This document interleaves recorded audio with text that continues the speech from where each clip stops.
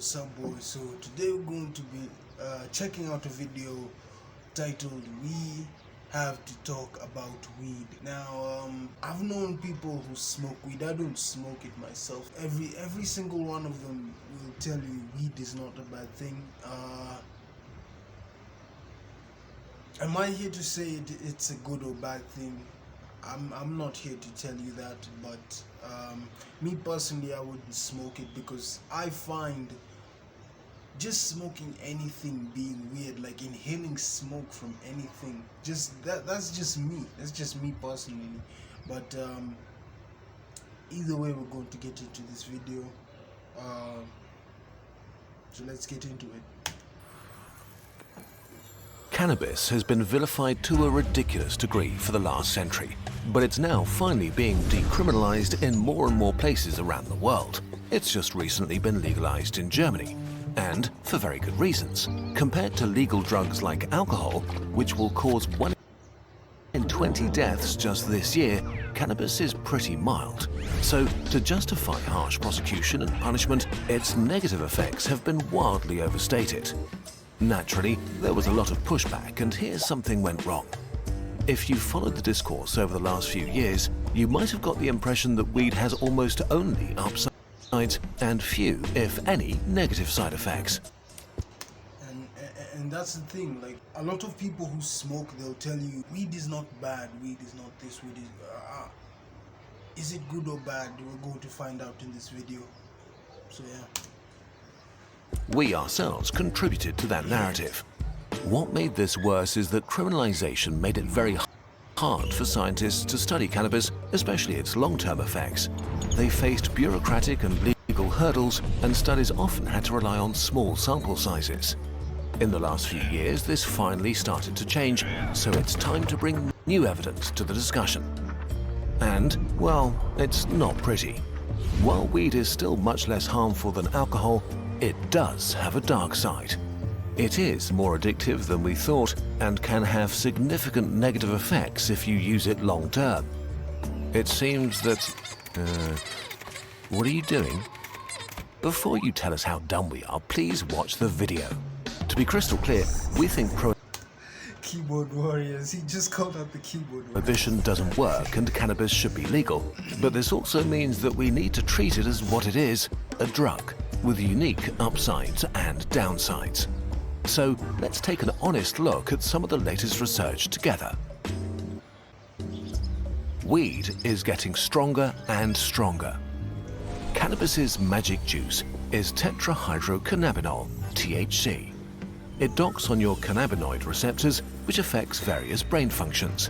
THC activates some regions and calms down others, creating a fun cocktail of sensations.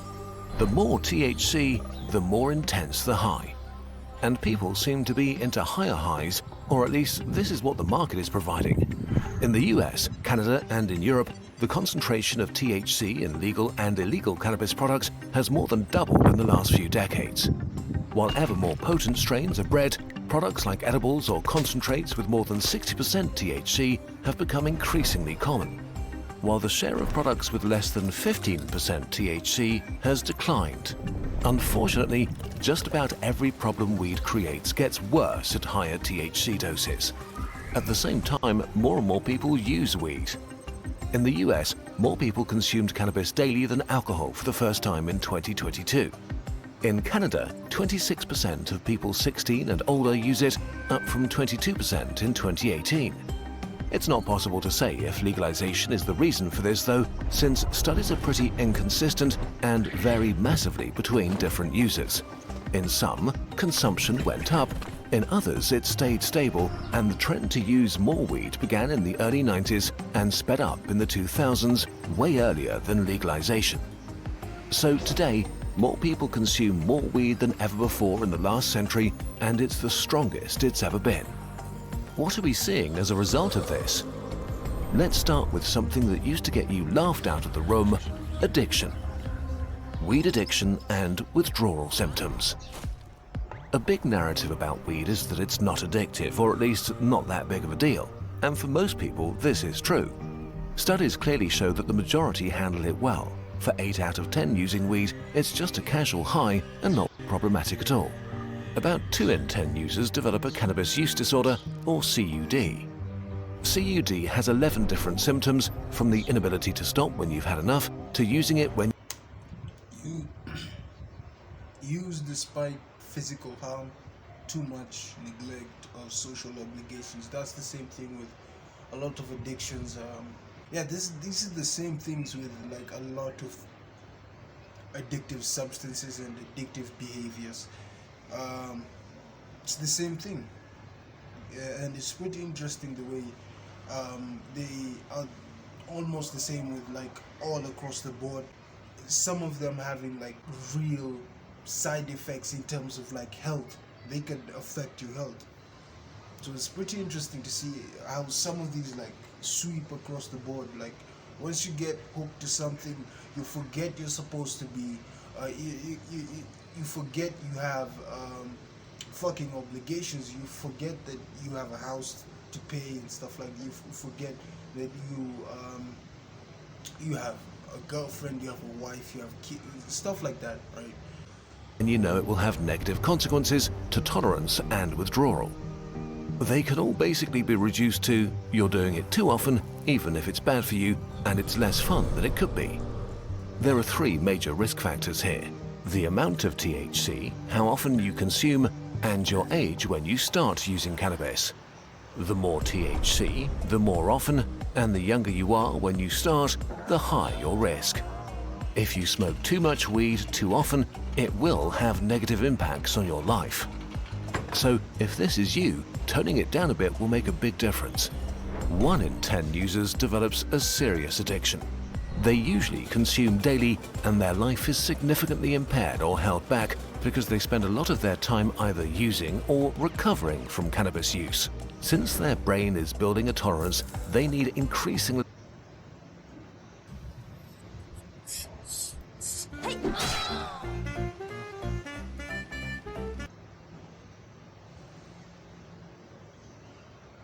high doses or stronger weed, often both. Studies found a variety of negative effects. Heavy users can experience bad moods, feel irritable, restless, paranoid, anxious, and even depressive. In a sad twist of irony, for many addicts it feels like they need weed to fight these symptoms. Maybe it did actually help at first, while in reality... So if I understood it correctly, some of these people, they crave weed to try to solve their weed addiction, right? So all of these symptoms that are coming up, they feel like weed can calm them down, which is like just a negative spiral. It makes those symptoms stronger and more persistent. Studies also found that loneliness and frequent cannabis use go hand in hand. If you feel lonely, you're more likely to use weed, and if you use weed, you may experience more loneliness. It's not always easy to say which came first, but they seem to reinforce each other. So on the one hand, cannabis makes loneliness feel much less bad. On the other hand, it can also make you feel more socially awkward than you actually are and withdraw from friends. This can lead to a downward spiral that ends in self-isolation and chronic loneliness. Another thing many people who consume a lot experience is a mental numbness that makes boredom feel okay because it impacts the reward system of your brain. Not great, but good enough. You can spend your days killing time binging mildly interesting stuff, being numb rather than having fun. Boredom is a signal to your mind to get creative or learn something new, but this is suppressed. This also makes... Yo, I didn't know that. Damn, so you're telling me if you smoke too much weed, it kind of tells your brain, okay, this is boredom and this is good. You're good with boredom, so you just relax, like chill, right? 1 in 10 people get some of these symptoms. So it's like most of these people are just going to keep smoking weed because they're saying, oh, I'm not that one person, I don't have an addictive personality. But you never know. You never know. It's one of the, like, it's like you find that one thing that just hooks you immediately, and you never know if it's that. Me personally, man, I wouldn't smoke it, right? I wouldn't try it. I've never tried it before. Do not want to. I know people that do. They don't seem to be addicted, but I did not know this. Makes quitting so much harder because your daily routines suddenly seem boring and unexciting, making it very tempting to go back. If you find yourself using constantly, this can also stunt your development as a person. The numbness dulls bad feelings, making it easy not to deal with them. But in life, you can only get over bad feelings if you actually feel them, and you have to process them to grow. Lastly, let's talk about physical withdrawal symptoms. The more you consume, the worse they'll be for you, especially if you use daily. Withdrawal can cause headaches, sweating or chills, decreased appetite, in severe cases even fever, nausea and abdominal pain. You might have trouble falling asleep, and if you do, you might have disturbing and vivid dreams. The withdrawal can put you in a depressive mood where life feels daft and pointless. You can feel restless, angry, anxious or nervous. You may feel unable to do anything at all. After a few days, these symptoms will begin to subside, and after a few weeks, they'll be gone entirely. The exact time depends on how much and how long you've been consuming cannabis. Now, let's get to the worst part. Weed may damage your brain. This section was not fun to research because there's fierce debate among researchers how bad weed is for your brain and whether it has irreversible long-term consequences or not. There's no consensus yet, and it's hard to say anything definitive. Having said that, THC directly interferes with critical brain chemistry. There is some evidence that it may alter its structure. If it does, this may go away again if you quit after a few. If I were to take a guess, I would say it's dopamine, because dopamine is affected by a lot of like addictive behaviors and addictive substances. When you do something and you just can't get off it, your reward system gets damaged, like we just saw. That's what my guess is. If I'm wrong, I'm wrong. I don't really care. Years or not, we don't know yet. The consequences vary a lot between individuals, but especially for heavy users, they have a variety of potentially unfunny downsides.